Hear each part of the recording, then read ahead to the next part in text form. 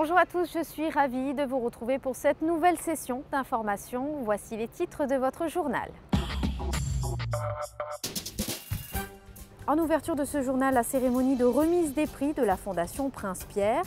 Ensuite, zoom sur la culture italienne. L'Italie sera mise à l'honneur tout au long du mois d'octobre. Nous irons à la rencontre d'une délégation d'entrepreneurs en visite à l'usine Acepta. Et enfin, vous découvrirez le partenariat hospitalier entre la Principauté et l'hôpital national de Niamey au Niger. Et nous ouvrons ce journal en nous rendant à l'Opéra de Monte-Carlo où avait lieu ce mardi soir la cérémonie de remise des prix de la Fondation Prince Pierre. Vous le savez, chaque année, la Fondation célèbre les créateurs et les créations. Émilie Rousseau vous dévoile le palmarès de cette année 2012. Cela fait plus de 50 ans maintenant que la Fondation Prince Pierre récompense la création contemporaine dans les domaines littéraires, musical et artistique.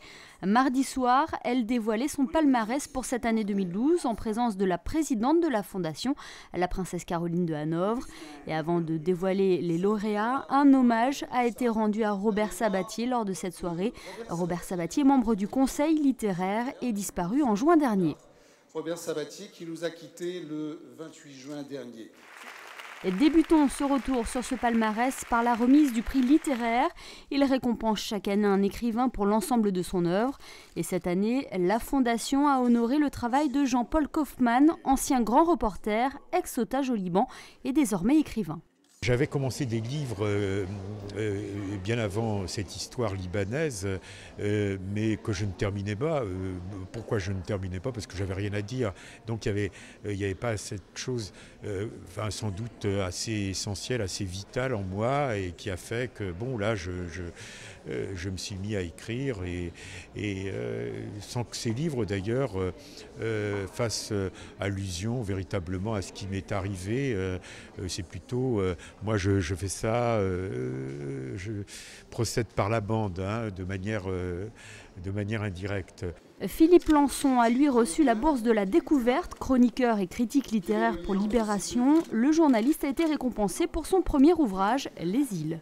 Cette histoire, en fait, c'est d'essayer de montrer, de raconter pourquoi est-ce qu'on voyage, pourquoi les gens voyagent à certains moments, et aussi pourquoi l'amour et l'amitié finissent à certains moments dans la vie. Et donc les lieux qui sont des îles, c'est-à-dire Hong Kong et Cuba, sont des lieux où pour les personnages de ce roman, ces questions vont se poser, puisqu'en fait le narrateur vit la fin d'un amour, la femme qui va devenir folle à Cuba va vivre la rupture d'une amitié très violente à Cuba du fait de sa folie. Et donc en fait c'est un peu les liens, le livre explore de manière un peu circulaire et très moite, on est dans la torpeur, puisqu'on est sous les tropiques, explore la manière dont les liens qu'il y a entre le fait de voyager, le fait d'aimer, le fait de vouloir rester lié à des gens qu'on a connus par les souvenirs, et puis en fait la manière dont on ne les retrouve pas forcément. Les lycéens ont eux décerné leur coup de cœur à Hélène Gernest pour Eux sur la photo. Dans son livre, l'auteur s'appuie sur des photographies pour faire avancer l'intrigue sur un secret de famille. Hélène Gernest a reçu cette distinction avec beaucoup d'émotion. Oui, je dois dire que c'est particulièrement émouvant quand ce sont de jeunes gens qui sont au début de leur vie et qui s'approprient l'histoire, ils remettent des morceaux de leur propre histoire. Nous en avons parlé cet après-midi d'une façon qui était très touchante, c'était une belle rencontre. Martin Smolka. D'autres prix ont été remis lors de cette soirée à la Salle Garnier, comme celui de la composition musicale. L'œuvre du compositeur tchèque Martin Smolka, intitulée Bluebells or Bell Blues, a été distinguée. Quant au coup de cœur des musiciens, il a été décerné à Kaija Sariao pour Dom le vrai sens. Et comme chaque année, les lauréats de la Fondation Prince Pierre ont été reçus au Palais Princier. Vous venez de découvrir les noms des lauréats primés cette année par la Fondation Prince Pierre. À l'occasion de cette soirée, les lauréats ont pu justement entendre un extrait de leur ouvrage lu par le comédien André Dussolier. Sandrine Nègre l'a rencontré. C'est par facilité qu'on dit les pays baltes. Il est connu aussi bien pour son visage que pour sa voix. Et sa voix, justement, André Dussolier l'a fait entendre à la Salle Garnier à l'occasion de la cérémonie des prix de la Fondation Prince Pierre. L'acteur de théâtre et de cinéma a lu à plusieurs reprises des extraits des ouvrages primés. J'ai rarement eu l'occasion de venir à Monaco, donc tout d'un coup déjà c'est un grand plaisir d'y être et puis de pouvoir lire les textes des auteurs récompensés. Dans cet endroit un peu magique, j'ai voulu voir le théâtre aussi parce que j'aime beaucoup le théâtre, évidemment, j'en fais. J'ai toujours entendu parler beaucoup du théâtre aussi par mes camarades. Et voilà, donc c'est tout un lieu de culture et puis d'agrément que j'ai envie de découvrir. L'espace est concentré comme ça, donc puis c'est une occasion particulière parce que c'est pour moi la possibilité de lire le texte d'auteur récompensé, donc est toujours aussi là présent au moment où on récompense des romans qui ont plu et qui sont contemporains et qui sont mis en valeur aujourd'hui. Amélie a 6 ans. Comme toutes les petites filles, elle aimerait que son père la serre dans ses bras de temps en temps. Mais il n'a de contact physique avec elle qu'au cours de l'examen médical mensuel. La fillette, bouleversée par cette intimité exceptionnelle, ne peut empêcher son cœur de battre la chamade. Dès lors, son père la croit victime d'une anomalie cardiaque. Narrateur du fabuleux destin d'Amélie Poulain, lecteur d'ouvrages sonores comme Notre-Dame de Paris, André Dussolier aime lire et sait aussi transmettre cet amour à travers un ton particulier.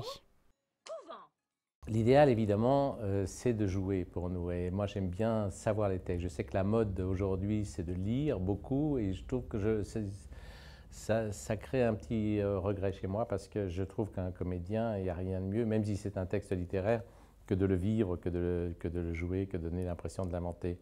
Donc, quand l'occasion nous est donnée de lire et qu'il n'y a pas moyen de faire autrement, à ce moment-là, il faut ne pas avoir l'œil toujours sur la feuille et puis se rapprocher le plus possible de la vie, de l'invention, du jeu. Voilà, c'est ça qui je veux, parce que être prisonnier d'un texte qu'on ne connaît pas et qu'on est obligé de lire nous entraîne vers le contraire de la mise en valeur, de la vie, des silences, du relief qu'on peut donner aux phrases, de l'imprévu, etc., qu'on peut créer, qui est tout l'art de notre métier. Et dans la salle, si les spectateurs ont écouté avec attention ces lectures, certains les ont écoutées avec une attention toute particulière. Il s'agit bien sûr des auteurs des ouvrages primés. Excusez le retard de la lettre promise. Le bouclage du catalogue sur l'exposition universelle a été un véritable marathon et j'ai manqué de temps pour continuer nos recherches. C'est bouleversant et c'était d'autant plus bouleversant que j'avais en mémoire les interprétations qu'André Dussolier a fait des pièces de théâtre de Nathalie Sarraute que je regardais à la télévision et là vraiment on n'en revient pas de se dire ça m'arrive à moi, c'est irréel. C'est une lecture à laquelle je ne m'attendais pas du tout et on voit également le travail du comédien qui sait mettre des silences, des suspens, introduire des notes d'humour. Je crois que c'est le très beau travail du comédien qui va s'approprier le texte et qui va le réinterpréter, donc on ne peut que lui dire merci. Mais pour l'instant, je crois... Rendez-vous l'année prochaine, donc en 2013, pour connaître les auteurs en lice pour les prochains prix littéraires. Bien amicalement, Hélène. Durant le mois d'octobre, la culture et la langue italienne seront mises à l'honneur en principauté. Ce mardi, une conférence de presse était organisée au ministère d'État afin de présenter cette seconde édition. Christina Thomel vous lève le voile sur le programme. Promouvoir et diffuser la langue et la culture italienne en resserrant les liens des ressortissants transalpins et des monégasques, tel est l'objectif de cet événement. Poésie, théâtre, spectacles, concerts, rencontres, littérature, économie et culture, de nombreux événements ponctueront tout le mois d'octobre en principauté.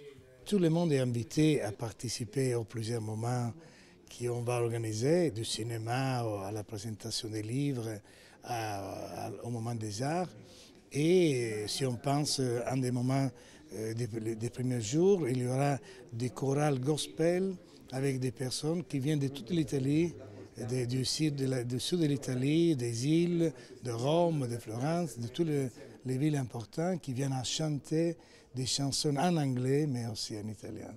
Vous l'aurez donc compris, des moments forts pour cette seconde édition qui présentera durant tout le mois d'octobre la culture et le savoir-faire de différentes régions d'Italie. La Chambre de développement économique de Monaco a accueilli l'association des chambres de commerce de Baden-Württemberg ce lundi.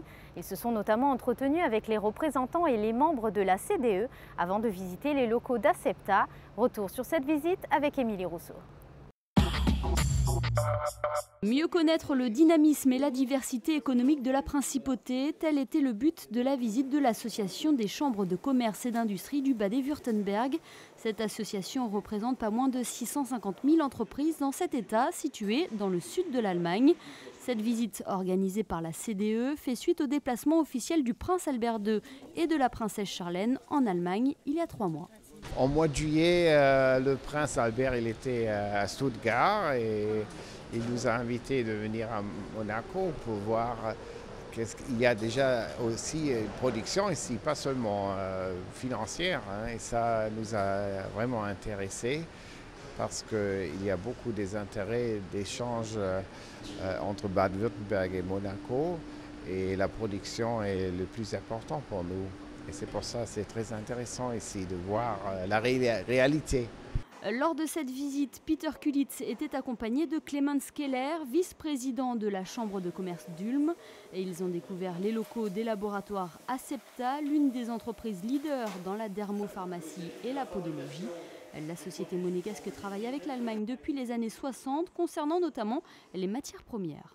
Le marché allemand est un marché important, nous avons d'anciennes relations et c'est l'occasion de montrer qu'à Monaco, il y a des créations cosmétiques et pharmaceutiques, puisque Aquileine, comme vous le savez déjà, est un produit né à Monaco à partir des croupiers du casino qui souffraient des pieds et avaient demandé au pharmacien le plus proche, M. Adam, qui avait la grande pharmacie du boulevard des Moulins, de formuler pour eux un produit contre la transpiration des pieds. Grâce à cette visite, Georges Masse espère bien renforcer sa distribution outre-Rhin. En effet, le marché de la podologie est un marché qui ne progresse plus depuis 5 ans, car la concurrence est de plus en plus féroce.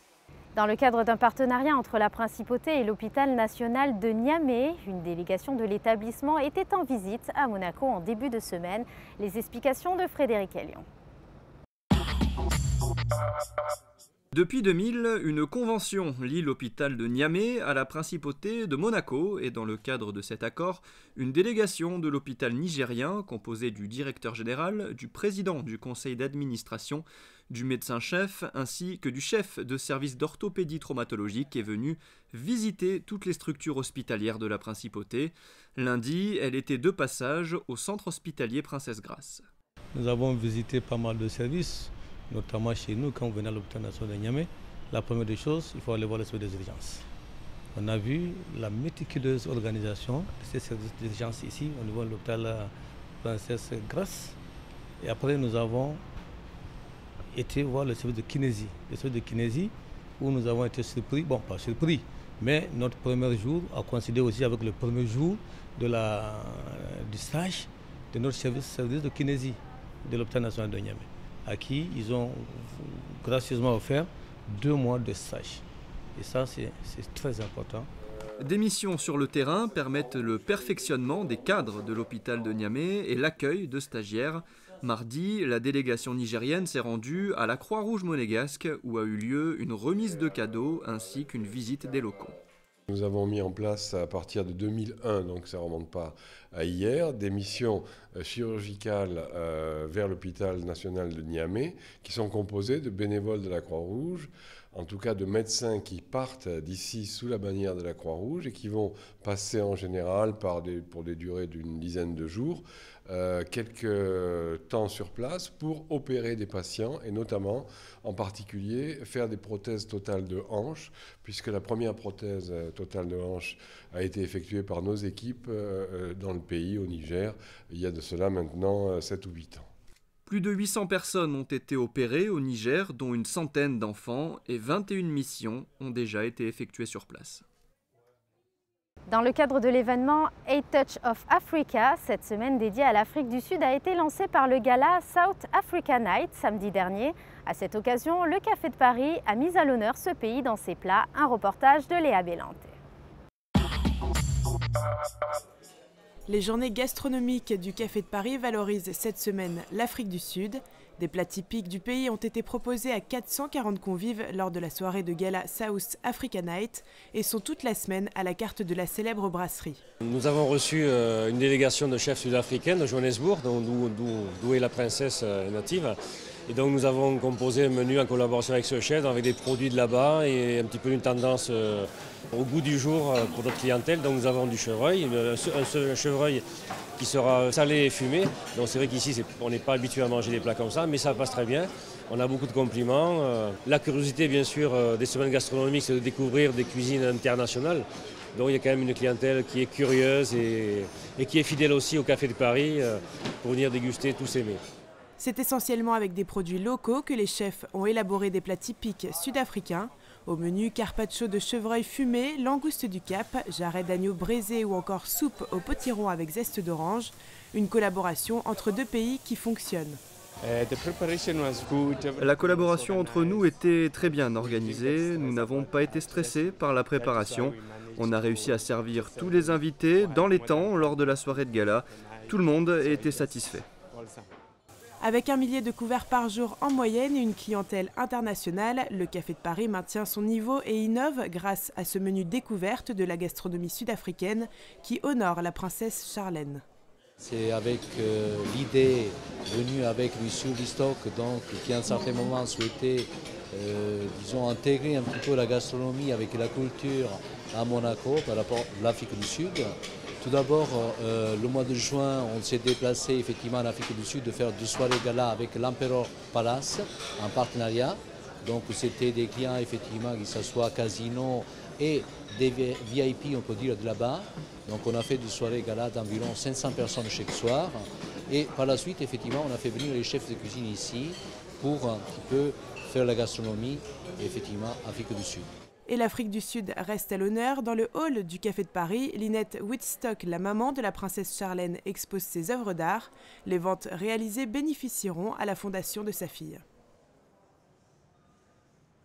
Et en bref, dans l'actualité, l'entrepôt hors des murs a présenté une première intégrale mondiale. À l'occasion de son 3e anniversaire, l'entrepôt a proposé un concerto pour piano signé Philip Glass. Ce musicien et compositeur américain de musique contemporaine est considéré comme l'un des compositeurs les plus influents de la fin du XXe siècle.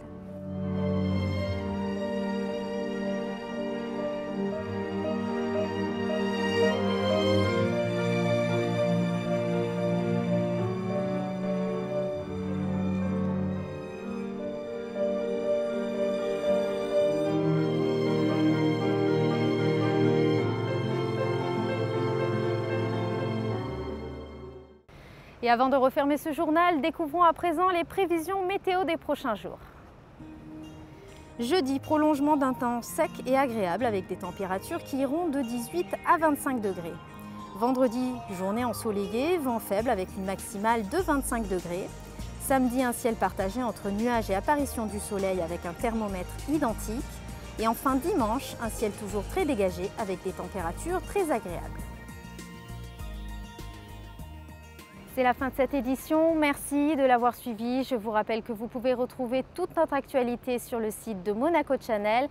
Tout de suite, retrouvez Vincent Vatrican, programmateur de tout l'art du cinéma, qui nous parle de la prochaine projection Les Mauvaises Rencontres. À très bientôt sur Monaco Info.